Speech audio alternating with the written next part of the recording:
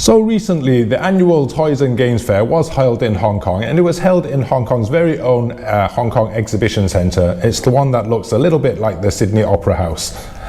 So I decided to pop down there and have a look at which RC manufacturers will be bringing out new products coming to you in 2025.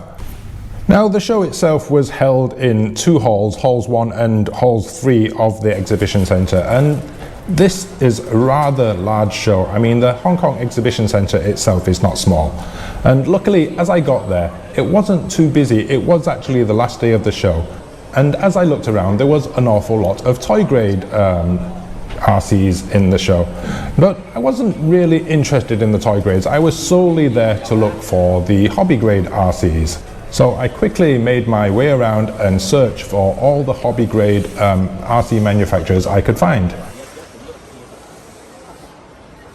I wandered around like a lost sheep, and there's literally hundreds of booths showing lots of different toys and games looking for our hobby grade RC cars. And like I said, it wasn't too busy, but it wasn't long until I found this booth. And this was Remo Hobby. Now, Remo Hobby may be currently unknown to the Western world, but they are looking to branch out to the Western market. And Remo Hobby were quite happy to let me look around, and what I did see was a rebranded HNR Panther, or the FTX Stinger as it's also known as. And it's quite interesting to think now that's three different brands of the same car, so who made it first? And next to the Stinger or the Panther was this prototype 6x6 truck and some sort of crawler. This one was in such a prototype stage that its wiring was loose and it wasn't fully assembled or even working yet. But they did have quite a few interesting 1/8 scale bashers and monster trucks and, you know, different rally cars. The liveries, to be honest, look a little bit like Traxxas counterparts, and I guess they have influenced the market with that kind of design, and everybody seems to be doing that same kind of design. But the trucks themselves didn't look too bad.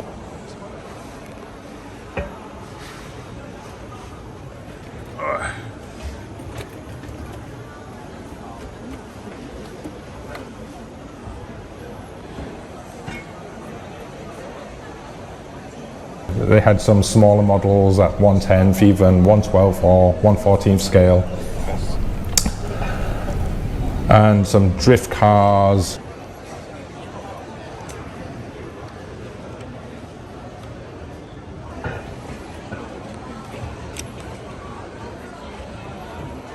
And they even had a 1/8 scale buggy on show.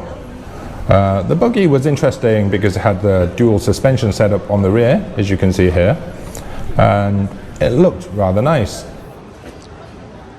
They also had a range of crawlers and different monster trucks. They had a big wall of upgrades and parts, a small mini RC section, and these are their latest products, they told me. These are unreleased.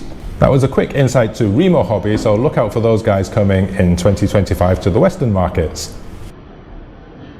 As I continued to walk around, there was still more and more toy grade RCs. As you can see, it's just shelves and shelves and loads of booths showing different types of toys and games, and mainly toy grade RC cars. And then I saw this big flashy display here, literally flashing lights, you know, brighter than Holland's own red light district. And the reason this booth caught my eye and stopped me, this was the booth by Kogo, and they actually did have a few hobby grade RCs on show. As you can see on the top shelf here, some hobby grade RCs. And Kogo, another unknown brand so far, but could be rebranding what I know here as the Hosim X25, as I reviewed that recently, sent directly from Hosim. So I assume they are rebranding some Hosim products and reselling them under a different brand name. They had some short course trucks and some monster trucks, X7 there on show.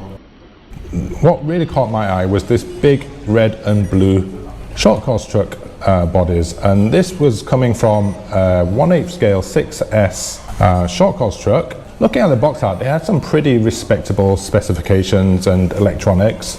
obviously oil-filled shocks. The servo looked a little bit underpowered, but that is expected coming from an RTR.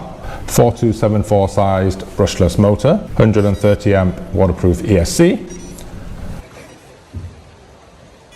And this is the chassis for it, and you can see it looks pretty well built. It has the rear bumper with lights, a plastic honeycomb chassis plate, motor mount, everything in there that you would expect from such a powerful car. Solid motor mounts, and it came bundled with a Dumbo RC radio, which are pretty good, to be honest with you. I've used those a few times on many different RTRs. You notice the XT60 connectors there. The bodies themselves look a little bit like the Traxxas UDR, to be honest with you. And again, taking a lot of influence from Western manufacturers and just redesigning them a little bit. Remo Hobby did invite me to try the truck inside the actual exhibition hall, which I didn't think was such a good idea, being in an exhibition hall with people around, and a 6S powered 1/8 scale RC truck would probably cause an accident, right? And I was pretty happy just to hold something big in my hands for once. I'm usually holding much smaller things in my hands. Oh. So that was the booth for Kogo. And as I carried on walking around, lots of different RC trucks, construction trucks, everything you can think of really. Some silly toy grade RCs. And that was when I finally came across a familiar looking logo with this red and black lightning stripe, and that is of course our old favorite Wltoys. Wltoys did attend the show, and what did they have on show here? Let me show you. What I did see was the Wltoys 2428, this small mini crawler, which I previously reviewed, and they had this slightly larger Bronco looking crawler. Not sure of the scale.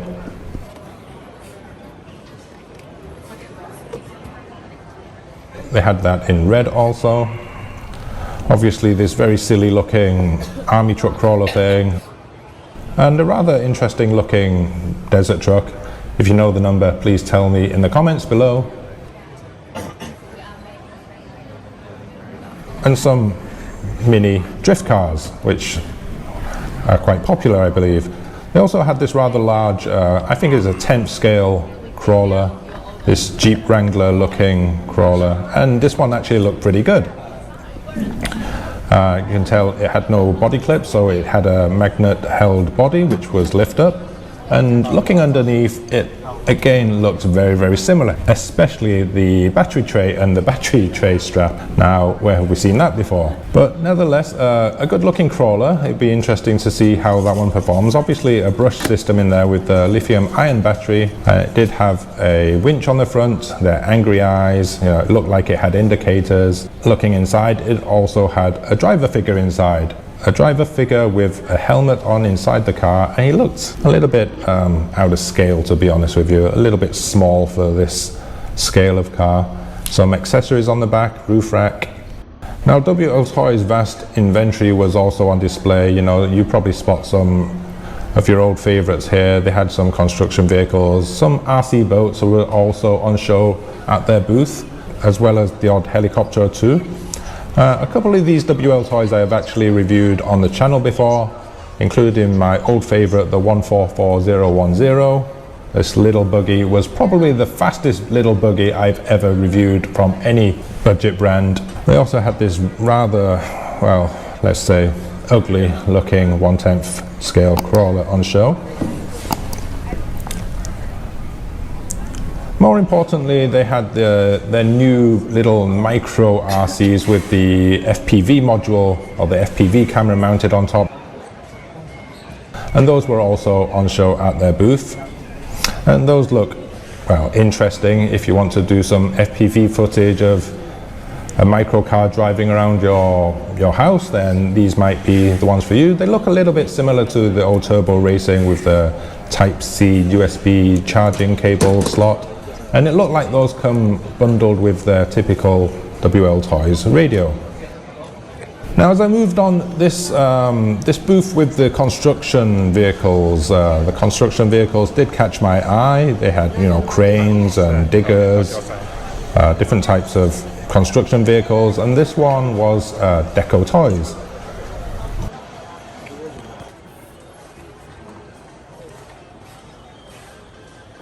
"15 channels on some of these vehicles, and that's a lot of channels on even for a toy grade RC, to be honest with you. And they were kind enough to show me their products and let me have a little play around and show me how their trucks work. The lady at the booth was kind enough to demonstrate the digger and how that works. And as I took a closer look, the body was metal, you know, the arm of the actual digger was made of metal, and it seemed to work pretty well. You know, all the servos and mechanics worked smoothly, and it seemed to do what it was designed for, which is dig. As you can see here, digging up a few grains of sand.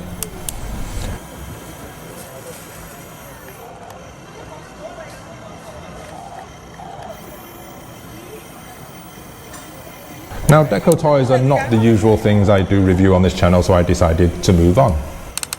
This next booth really caught my eye. It is one we've never heard of in the Western world, and apparently they are quite a new company looking to expand into the West, and that was GT Fans. Now, GT Fans, apparently a 4-year-old company, they did have a couple of trucks on display. This, I think, is 1/12 scale monster truck and a 1/12 scale short course truck. You can see there next to the Fly Sky radio. These are currently unreleased. And as you see there, 1/12 scale, 60 kilometers plus kilometers an hour, that is. No Fly Sky radio. And they were quite happy to let me look around and film their products. They have some older models which they probably released in China already, you know, a little bit smaller than 1/12 scale, 1/14. They had this short course truck.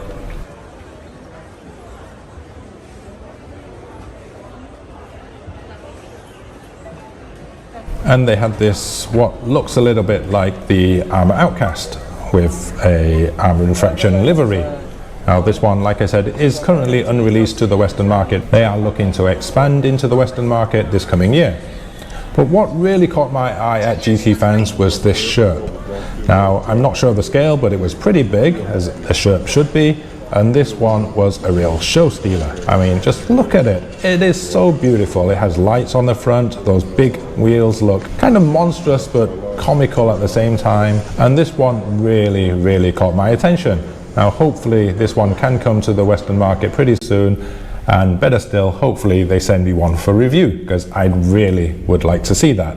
Now, moving on, I did see someone poking its cheeky tongue out at me, and this was this pink little thing here on this testing table, and that is, of course, this Miata or MX-5 from LDRC. LDRC did have their inventory of trucks on show, most of their scale models, and a lot of these mini drifters. You see the GTRs, Subarus, Renaults, but what really caught my eye was the 3 Porsches, especially the one with the Gulf livery. Now, all 3 of these Porsches are metal bodied, and they were pretty heavy for their size, and they look really, really good. LDRC did tell me they are currently applying for a license from Porsche, so hopefully we will see these released as officially licensed Porsche liveries. Also on show is Brian's R34 Skyline with a couple of options, and of course again the Toyota AE86, and they did have a large range of helicopters also on show. So a pretty good show of stuff from LDRC. Now, maybe you have seen these Porsches before, but hopefully in 2025 you will see them officially licensed from Porsche. Relatively small booth from LDRC, but it was good to see them at the show.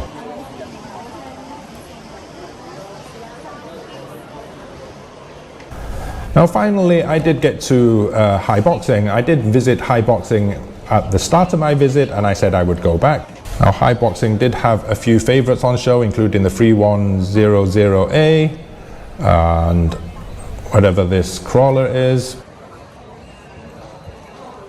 A couple of favorites from Haiboxing, you know, some not so new. Now, unfortunately, they were already packing up when I returned to their booth, and they were ready to leave Hong Kong to get back to China. So this is why there is a mass of RC chassis and a mixture of bodies that look like, you know, something you would see on Black Friday.